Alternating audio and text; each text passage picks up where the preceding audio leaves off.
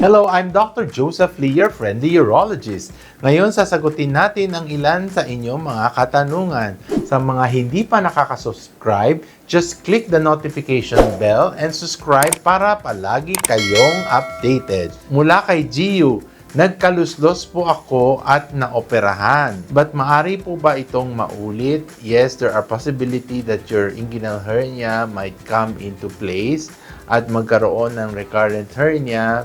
For some reason, kung tumaas again yung intra-abdominal pressure, lumuwag ulit yung floor, no? Sometimes kasi even yung mga sinusuture natin na muscle, pwedeng umina ulit, di ba?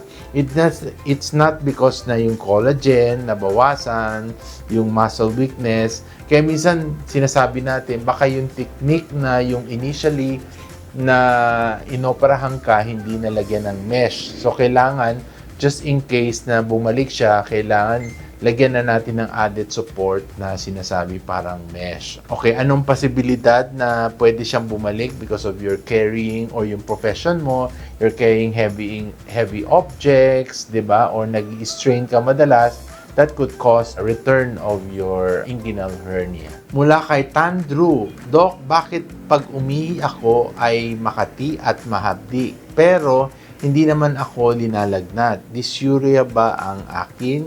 Okay, the symptomatology could be one, urinary tract infection or urethritis dun sa tract mo. Second, it can be fungal infection because of itchiness, no? So, paano natin maituturing itong between a bacterial or a fungal infection through urinalysis, no? So, pwede nating ipa-examine ng ihi natin kung mayroong bacterial contents. Now, if gusto natin malaman kung may fungal appreciation, pwede tayong mag-urine culture and gram stain para makita natin, no? Mula kay Nerissa Joy, Doc, pwede ba ang spirulina sa 13 to 17 years old na lalaki? Yes, pwede naman, no? We allow them. I think this age group kasi pwede nang kumain ng tableta, no? Maliliit lang naman ang tableta ng Genesis Organic Spirulina. Now, if it's below 13, pwede naman yung powdered form na sinasabi natin. Meron din kasi ang powdered form ng Genesis Organic Spirulina, no?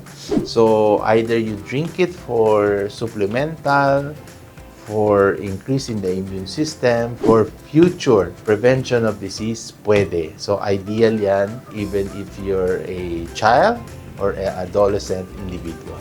Hanggang dito muna at kung meron kayong mga katanungan, post your question in the comment box below. Dito po sa aking channel. Tanong nyo, sagot ko.